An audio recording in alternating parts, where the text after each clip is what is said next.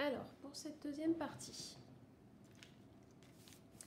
je vous rappelle les données importantes. Tarif A, 20 € par jour. Tarif B, cotisation de 60 €, puis 30% de réduction sur le tarif à la journée. Et on avait vu que du coup, ça voulait dire que c'était 14 € par jour. Donc dans cette question, sachant que Yann, adhérent au club, a dépensé au total 242 €, combien de jours a-t-il skié? Il est adhérent au club, donc ça veut dire qu'il est avec le tarif B. Donc le tarif B, il y a la cotisation de 60 €, puis 14 € par jour de ski. Donc c'est comme un petit peu un programme de calcul. Normalement, on prend le nombre de jours, on multiplie par le prix du jour qui est 14 €, on rajoute la cotisation de 60 €. Là, on a directement le prix final, donc on va remonter le programme à l'envers. On va partir du prix final qui est de 242 €.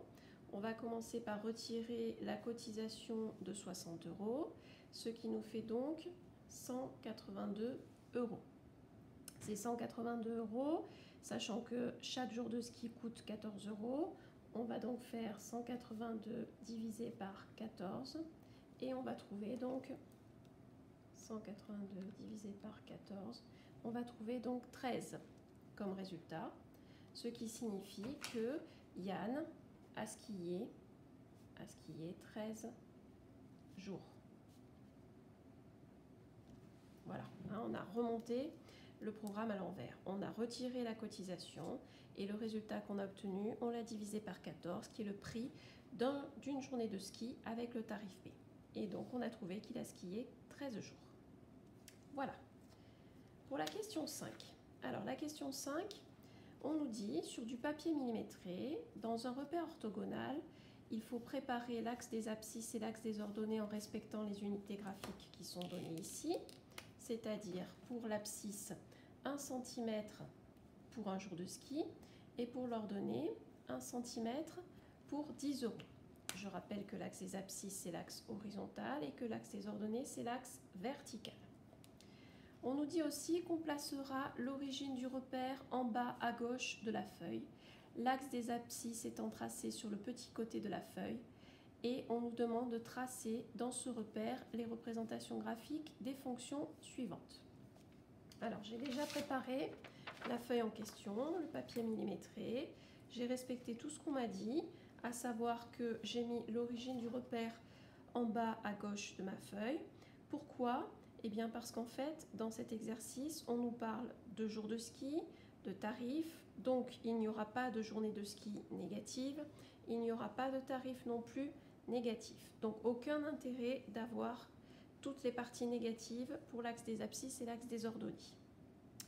Ensuite, sur l'axe des abscisses, donc j'ai gradué comme ils nous l'ont demandé. 1 cm représente un jour de ski, 1, 2, 3, 4, 5, etc. Et j'ai bien précisé ici sur l'axe des abscisses que c'était le nombre de jours de ski. Indispensable de préciser à quoi cela correspond. C'est comme si vous avez une carte de géographie mais que vous n'avez pas la légende, elle serait illisible. Et bien là c'est pareil, sur chaque axe il faut préciser à quoi cela correspond. Donc ici le nombre de jours de ski. Sur l'axe des ordonnées, on nous a demandé de graduer 1 cm pour 10 €. J'ai donc gradué tous les centimètres, 10, 20, 30, 40, 50, etc. Et j'ai bien précisé également sur cet axe à quoi cela correspondait ici, le coût en euros.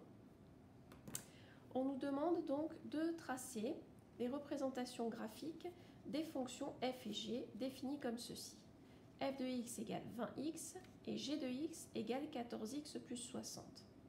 Déjà, il faut bien prendre conscience que ces fonctions, elles n'arrivent pas comme ça, comme un cheveu sur la soupe, dans l'exercice. En fait, elles correspondent exactement au travail qu'on a fait ici, c'est-à-dire la fonction f qui est décrite ici, ça correspond au tarif A, et la fonction g, ça correspond au tarif B. Donc on est toujours avec nos histoires de tarif A, tarif B, sauf que ici ça porte le nom de fonction f, et ici ça porte le nom de fonction g. Pour faire la représentation graphique de fonctions, on a appris en cours. Premièrement, f de x égale 20x. Donc je vous ai dit tout à l'heure que ça correspondait au tarif A pour ne pas perdre de vue l'exercice. Cette fonction, je sais parfaitement la reconnaître. C'est une fonction qui est linéaire. On nous a dit affine dans l'énoncé, ce qui n'est pas faux, parce qu'on pourrait rajouter 20x plus 0. Mais plus précisément, on peut dire qu'elle est linéaire.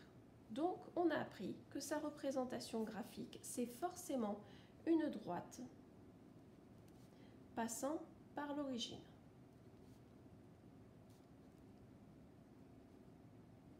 Cette justification, vous devez l'écrire.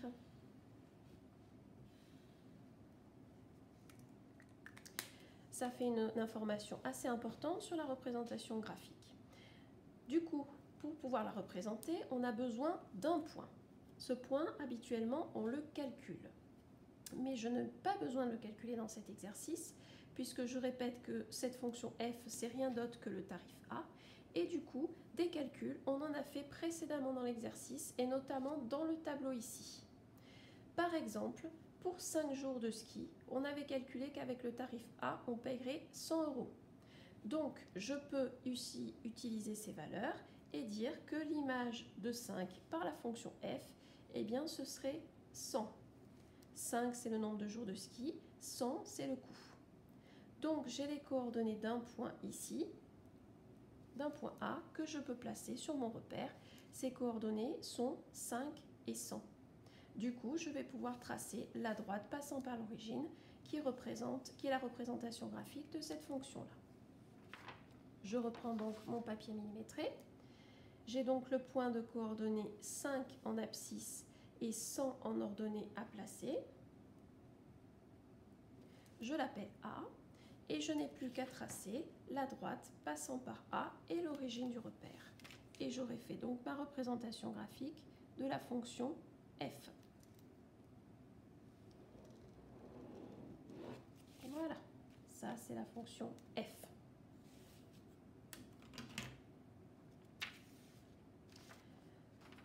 Pour la fonction g maintenant, la fonction g, j'ai dit tout à l'heure que cette fonction en fait, elle correspondait au tarif B. Pour sa représentation graphique, je suis parfaitement capable de la reconnaître. On a travaillé sur ce type de fonction. C'est une fonction qui est affine. En plus, c'est écrit dans l'énoncé, mais je le redis, puisque je suis capable maintenant de préciser que sa représentation graphique, c'est une droite. Elle ne va pas passer par l'origine, celle-ci, puisqu'elle n'est pas linéaire. Donc, j'ai besoin cette fois de 2 points pour tracer cette droite. Mais, comme je l'ai dit tout à l'heure, puisque ça correspond au tarif B, je ne vais pas m'embêter à faire des nouveaux calculs, mais je vais utiliser les valeurs que j'avais trouvées dans l'exercice précédemment, c'est-à-dire dans le tableau ici. J'ai donc des points déjà tout calculés. Je peux prendre par exemple que pour 5 jours de ski, je paye 130 € avec le tarif B. Donc G de 5 égale 130. Ça me fait donc un point de coordonnées 5, 130 à placer. Et puis je peux prendre le point qui est ici, 8 jours de ski qui me coûteront 172 €, ou bien encore 11 jours de ski qui me coûteront 214 €, ou bien pourquoi pas avec la question 4, 13 jours de ski qui me coûtent 242 €. J'ai l'embarras du choix. Je vais prendre par exemple 11 jours de ski qui coûtent 214 €. Ça me fait donc un autre point que je vais appeler C avec les coordonnées 11, 214. Je reprends mon graphique. Je place donc ces 2 points. Le premier donc 5, 130. 5 en abscisse, 130 en ordonnée. Je suis donc ici pour le 130. Voilà mon point B. Et j'ai un autre point à placer, C de coordonnées 11, 214. Donc 11, 10, 11, 214, 100, 150, 200. 210, avec le papier millimétré, je me repère pour le 214 et j'arrive donc à ce point-là pour le point C. Je peux tracer en pointillé pour mieux me repérer.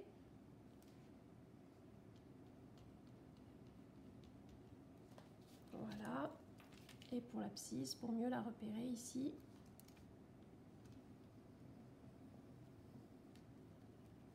Voilà. J'ai donc le point B et le point C.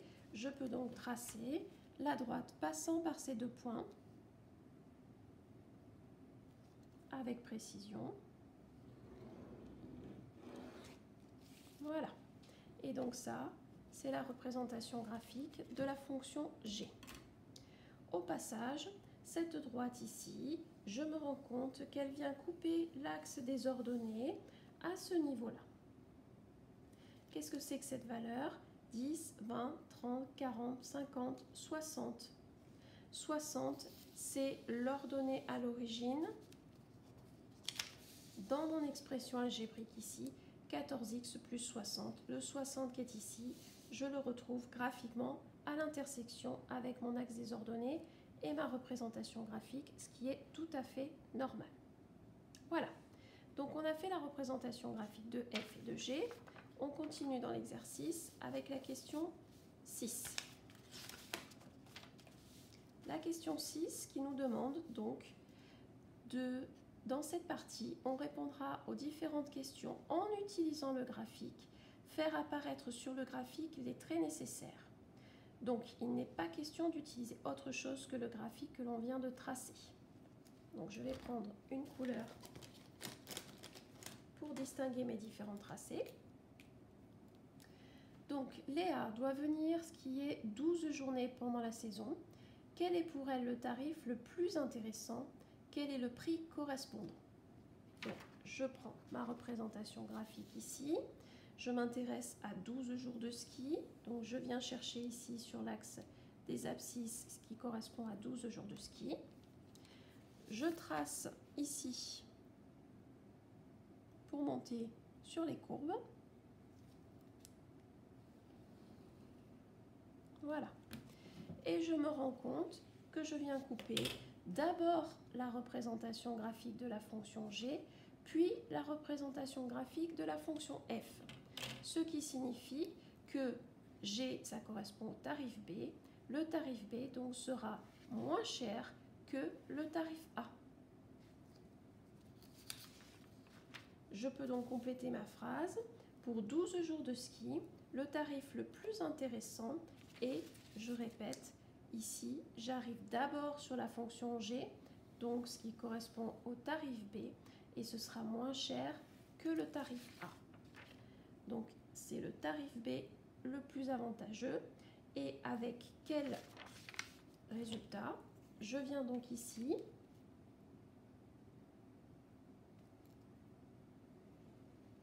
Voilà.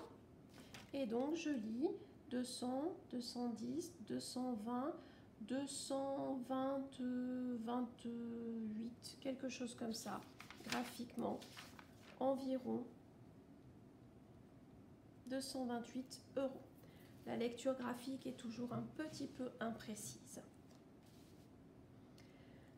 Voilà.